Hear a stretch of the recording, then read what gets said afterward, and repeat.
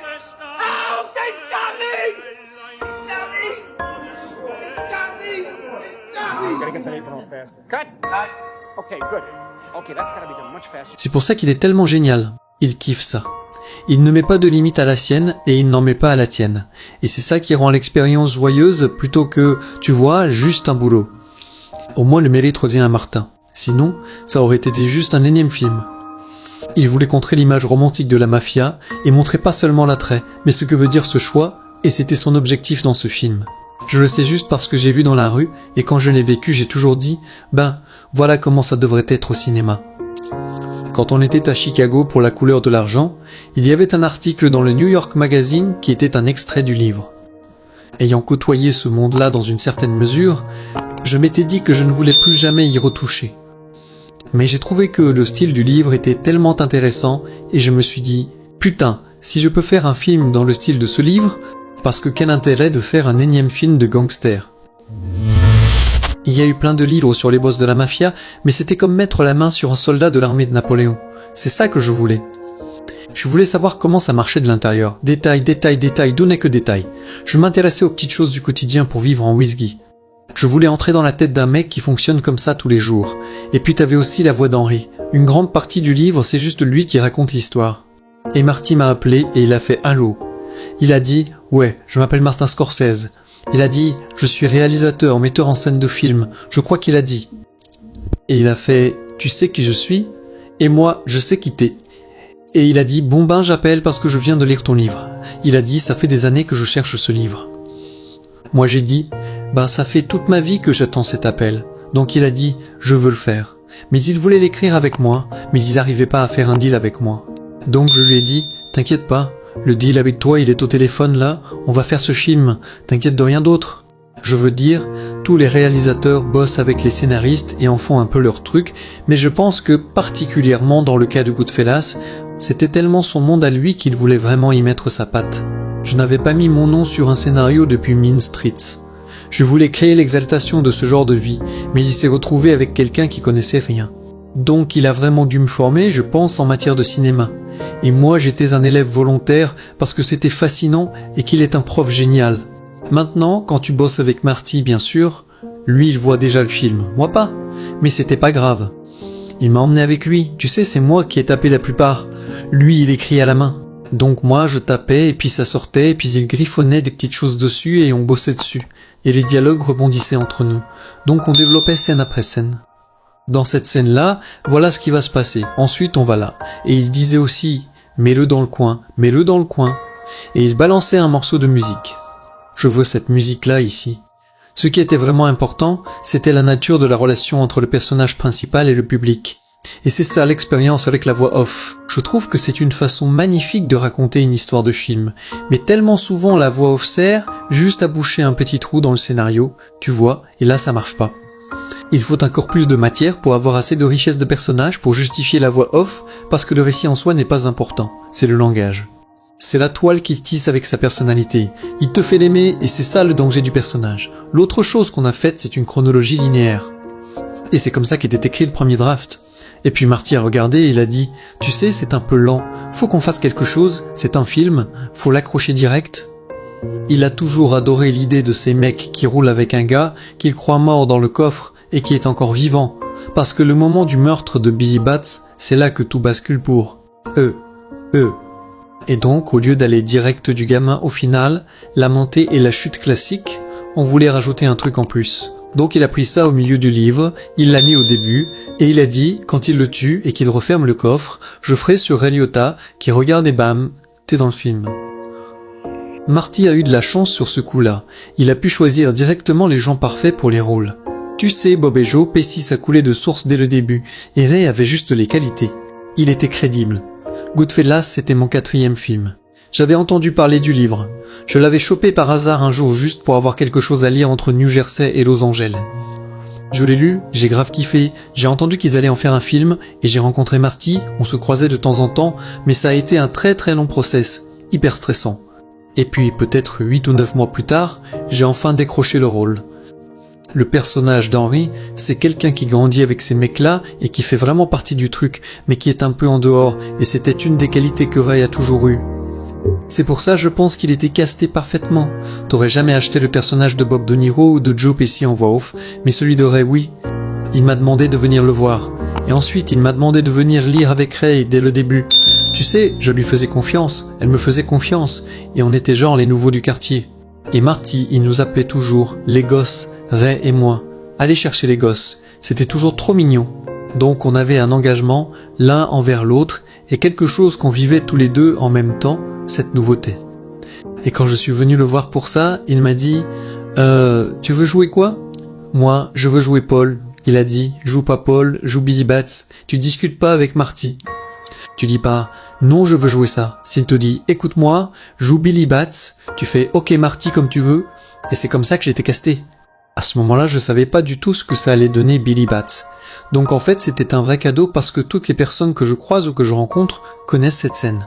Et j'ai fait 40 films, donc ça reste le truc. Sorrento, il était parfait. Paul, moi j'étais pas ça. Je pensais pas pouvoir le faire, parce que c'était pas le genre de rôle avec lequel j'avais une affinité. L'extérieur c'était facile, italien d'âge mûr. La difficulté c'était la létalité que je pensais pas avoir. Elle Prises. Et donc même si j'avais trop envie de le faire, j'ai un peu triché, en allant au rendez-vous, en donnant à Martin l'impression que je savais exactement quoi en faire alors, que j'avais aucune idée. Mais j'avais tellement envie de tourner dans un film de Scorsese. Je pense qu'il s'est juste dit que j'étais capable. J'avais fait un travail de malade, j'étais obsédé, je le savais par cœur. Je me souviens, j'étais chez moi dans le New Jersey. Nick Pileggi avait des cassettes d'Henry. Je me souviens mettre les cassettes dans la voiture de ma mère, et en allant à New York écouter Henry raconter son histoire en croquant des chips. Et mon père arrêtait d'étudier, sortait faire un truc.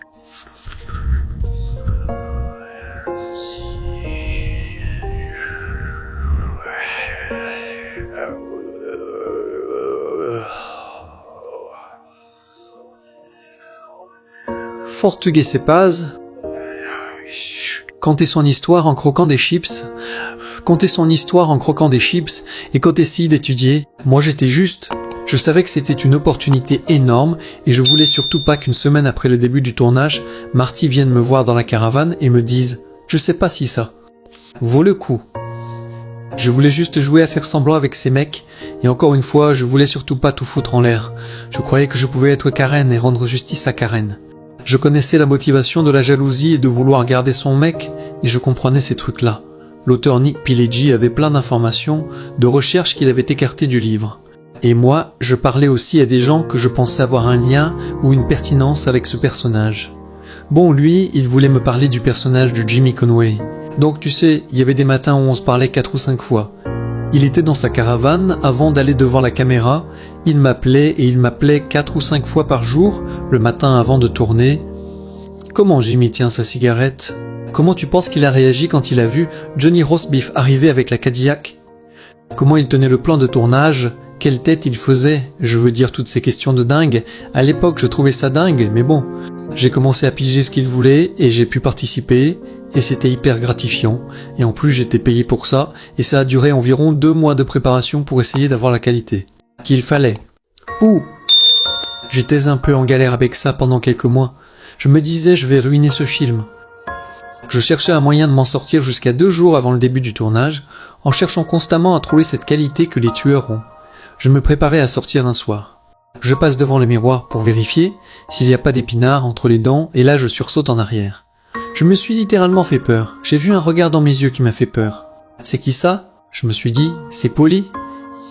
Et une fois que je l'ai trouvé, le rôle est devenu facile comme tout. Tellement de ce que fait Scorsese passe par sa mise en scène. Et donc tu vois quelque chose de complètement différent à l'écran de ce qui est dans le scénario.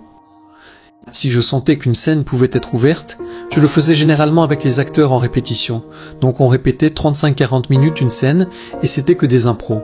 Très librement autour du scénario, juste ce qui se passait, pas en écrivant des lignes, en impro comportementale. Il dit toujours « Jouez pas ces gens-là, comportez-vous comme eux ».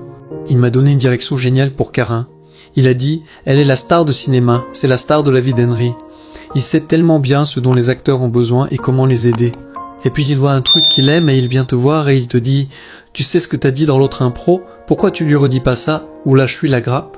Il utilise la puissance du verbe. Jouer, c'est faire quelque chose. Je menace, je charme, je supplie, et ce que fait Martin dans l'impro, c'est encourager à faire des choses.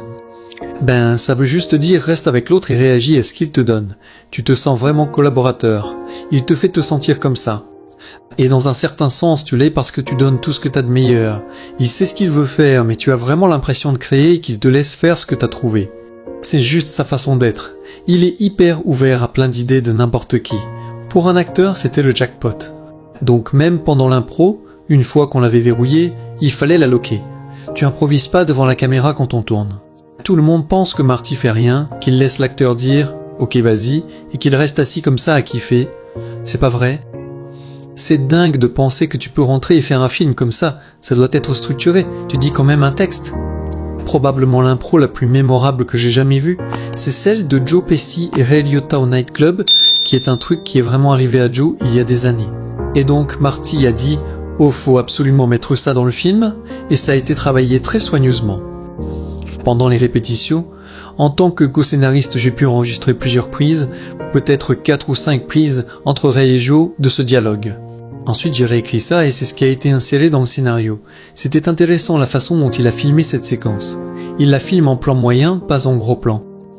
Et la raison, et je le dis toujours aux étudiants en cinéma, c'est très important. C'est que d'abord il savait que la scène était assez puissante pour pas avoir besoin de gros plans. Et deuxièmement, ce qu'il voulait vraiment montrer, c'était comment les gens autour de Joe Pesci et Ray Liotta changeaient progressivement d'expression au fur et à mesure que la terreur s'installait. Dans ce qui était censé être une conversation anodine, et soudain, tu vois leur visage changer. Et il était très ferme là-dessus, c'est comme ça qu'il voulait la tourner. Tu regardes juste son langage corporel et tu sais que c'est ultra sérieux et que ça peut basculer en une fraction de seconde. Difficile à couper. Marty et moi, on a passé un temps fou à calculer combien de temps attendre avant que Ray Liotta dise enfin « Allez Tommy !» Tous les rires que t'entends sur la bande, c'est moi et eux, et tout le monde, parce qu'il faut créer l'ambiance de ce genre de moment sur le plateau. Quand un acteur fait un truc accidentel et délicieux, tu éclates de rire en tant que spectateur, et c'est une chose merveilleuse à voir, très rafraîchissant. Ok, bien, les blagues. Tu peux le faire vibrer en lui donnant une bonne performance. Et regarder quelqu'un vibrer pendant que tu joues, c'est la meilleure chose pour un acteur. Il a une sensibilité incroyable au langage corporel et à la façon dont un acteur transmet une idée avec juste un petit battement de cils ou un truc très subtil et il réagit tout le temps. Et il fait comme ça, un peu plus, non, doucement, et puis après la prise il dit à voix haute, c'était bien, tu entends sa voix? Bien, c'était bien. Je pense que Marty est probablement un des réalisateurs les plus préparés avec qui j'ai bossé. Sur Goodfellas, il bossait avec Michael Ballhaus qui est aussi incroyablement préparé. Le truc génial avec Marty, c'est qu'il a vraiment déjà le film dans la tête. Donc, la façon dont on bosse ensemble, c'est que je regarde sa liste de plans. Ensuite, on regarde les décors ensemble et on voit si ces plans marchent dans un décor comme ça ou comme ça. Donc il y a plus de discussion sur le plateau. On parle des plans, mais c'est pas comme si on cherchait encore ce qu'on allait faire. On sait ce qu'on va faire. Il y a plein de fois où on n'a même pas fait de couverture. Je savais même pas quand on tournait ce que c'était cette scène. Je savais pas. J'étais complètement paumé. J'avais jamais vu de steadicam, et ça n'existe pas dans le livre, sauf en 2 lignes. 2 lignes dans le livre entre les mains du réalisateur, c'est là que tu vois un livre de non-fiction ultra détaillé se transformer vraiment en œuvre d'art. L'idée c'est que ça doit être fait en un seul plan, pour que tu ne sentes pas que c'est une série de coupes ou qu'il y avait une séparation entre lui et le monde dans lequel il essayait d'entrer. La caméra glisse au milieu d'eux et file à travers ce monde. Toutes les portes s'ouvrent pour lui et tout s'écarte. C'est comme le paradis, et puis sortir en roi et reine. C'était le sommet auquel on pouvait aspirer. C'était aussi un peu compliqué de caler toutes les actions parce que Marty est ultra précis sur chaque timing. Ce que font les gens dans la cuisine, le mec avec la table qui arrive pile au bon moment et qui apporte la table, tout ça a été très important. Mais de mémoire, on a tourné la scène seulement 8 fois, et ça nous a même pas pris une journée complète, mais on la voulait vraiment en un seul plan, et on l'a eu en un seul plan. Ouais. Et il sait vraiment chaque seconde de ce que tu fais. Je veux dire, si t'arrives habillé comme ça, il te renvoie chez toi parce que la cravate va pas. Il voit chaque détail. Le gosse ressemble pas encore à un gangster. Faut qu'il ressemble. Chaussures cirées. Bague au petit doigt gamin. Ouais, c'est mieux. Je voudrais juste un tout petit peu, on n'a pas de fixateur dans la couleur. Ouais, celui-là non. Chaque petite nuance a une signification pour lui et il faisait en sorte que ça passe bien. Ben ça te donne ça, c'est ça le truc avec Marty. Ces films ont vraiment un vrai sens de la réalité et il comprend ça tellement bien. Il sait quand un truc est vrai et quand ça l'est pas. Marty disait « Non, ça fait pas vrai, ça te fait vrai à toi. Mais le seul moyen d'être vraiment honnête, c'est de ne pas être inhibé par quoi que ce soit. Je pense que ça explique à quoi ressemble vraiment ce monde. Et une des choses hyper intéressantes, c'est que ça commence par être super fin. On est aussi mauvais qu'eux. On est content de voir le facteur passer au four, et tout d'un coup, bien sûr, quand Spider se fait tirer dessus, tout bascule, et ça change. Quand il tire dans le pied de ce pauvre gosse, tu dois comprendre à ce moment-là que ces mecs-là, c'est pas une vie.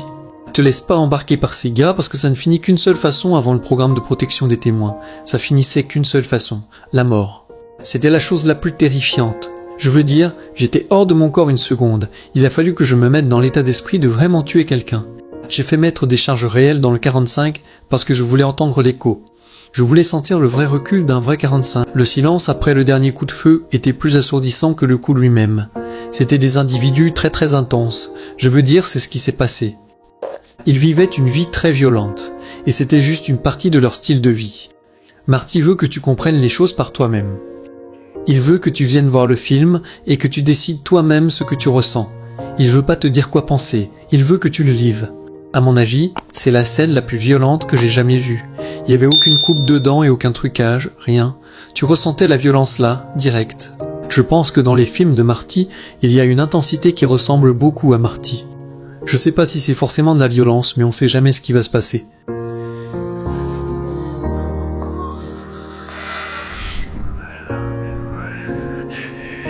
Idi Amet a fait tout pour que dans les films de Marty, on voit qu'il est plus haut inevera eternelli concourse, avec eternevera, etc.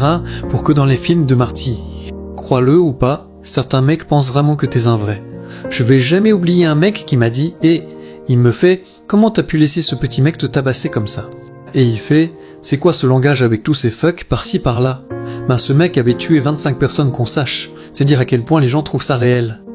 J'ai eu une femme qui m'a dit, une prof d'école, femme cultivée, qui m'a dit un jour, quand ils étaient dans la maison en train de manger, mais comment vous avez fait pour respirer dans le coffre? C'est vraiment ce qu'elle m'a demandé. Je lui ai dit, j'avais une petite paille et j'avais fait un trou. J'ai appris un truc là-dessus, c'est hyper claustrophobique les coffres. Je monte plus dans les coffres. J'adore regarder Marty réaliser et être avec les acteurs et l'équipe, c'est génial. Mais d'abord j'ai pas le temps d'être là. Et deuxièmement, ça biaise mon regard. J'aime bien vivre le film au fur et à mesure qu'il naît et le regarder tous les jours avec Marty. Et mon boulot, c'est de l'aider à faire en sorte que tout ce qu'il veut arrive bien à l'écran. Quand il est en salle de montage, il peut enfin se poser et avec un contrôle total et absolu terminer son film. Et une grande partie des films de Marty se font en salle de montage. Particulièrement la séquence du dernier jour en Wiseguy, comme on l'appelle. Cette séquence-là, je pense qu'elle s'est particulièrement faite au montage, parce qu'on a pu exprimer l'état d'esprit dans lequel était Ryota à ce moment-là, complètement défoncé à la coque et hors de contrôle. C'était écrit en plein de petits montages, mais ça n'avait jamais été visualisé dans le scénario comme tu le vois dans le film. Pendant les avant-premières, moi j'étais énervé. Le public était énervé. Donc, je l'ai rendu encore plus rapide, encore plus implacable, on peut le rendre encore plus saccadé, encore plus fracturé, et donc on a commencé à faire plus de jump cuts. C'est la vie d'Henry. Tu sais, je sais qu'il est défoncé et que c'est sa vision des choses, mais c'était la vie d'Henry. Je vois tout en musique, surtout la juxtaposition du type de musique que t'écoutes avec les images que tu vois par la fenêtre et ce genre de choses. Et je me suis dit que c'est comme ça que la musique devait être dans un film. Tu te souviens où tu l'as entendu la première fois? Oh ouais, j'utilise un morceau de musique. Je me souviens quand je l'ai entendu la première fois, c'était avec ta mère dans une boucherie où ouais. Et il trimballe ces morceaux de musique pendant des années et tout d'un coup il trouve l'endroit parfait pour les mettre. On avait déjà la musique jouée sur le plateau pour avoir le bon rythme, pour le mouvement ou pour la durée de la scène. Et quand j'arrivais en salle de montage, il fallait que j'essaie d'avoir exactement ce qu'il voulait. Il était très précis sur la façon dont il voulait couper la musique. Goodfellas, c'était un de ces films où j'ai eu l'impression qu'on chevauchait un cheval sauvage. Il était tellement bien écrit et chapé par Nick Pileggi et Marty qu'il avait sa propre énergie, sa propre pulsation, et au fur et à mesure que Marty le posait, ça avait une sensation incroyable. Donc on l'écrivait et on essayait de rester dessus et de le devancer si on pouvait, mais il était tellement fort. Il avait un tel rythme. Le film a un effet sur les gens que personne n'avait anticipé. Je veux dire, ça te prend aux tripes comme jamais. Dans mon expérience, il y a certains films que tu ne montres pas en avant-première, et celui-là en fait clairement partie.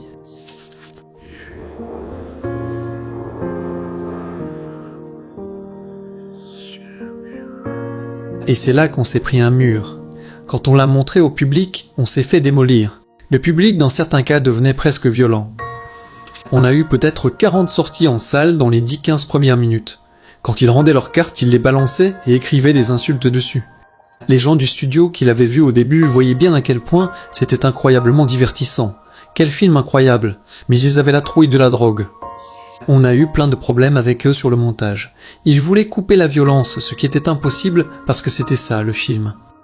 Donc il a dû se battre comme un lion pour ça, et c'était remarquable de voir son courage et sa conviction, et le fait qu'il n'abandonnait jamais, mais qu'il était très doué pour expliquer pourquoi il fallait garder le matériel, et on a réussi à avoir le film que Marty voulait à l'écran. Tu sais, quand tu bosses sur un truc comme ça, tu essaies juste de le rendre le meilleur possible, et même à la fin, aucun de vous deux n'est encore totalement satisfait. Et je me souviens littéralement à la première du film, je crois que c'était au Ziegfeld, ou un truc comme ça, et je suis assis à côté de lui. Il nous avait mis en smoking et on est assis côte à côte. Les lumières s'éteignent et tout d'un coup je sens un coup de coude. Il me fait « Je te l'avais dit ». « Je te l'avais dit, on aurait dû ». Et il recommence à parler montage. On dirait qu'il est encore en salle de montage. Je lui fais « Marty, oublie, c'est fini, trop tard ». Et il a ri. Mais tu sais, même en le regardant le soir de la première, il y a encore des trucs qu'on peut ajuster et régler. Je pense qu'on ne l'entendra jamais dire « Enfin je l'ai fait, c'est parfait ». Ça, tu l'entendras jamais de sa bouche.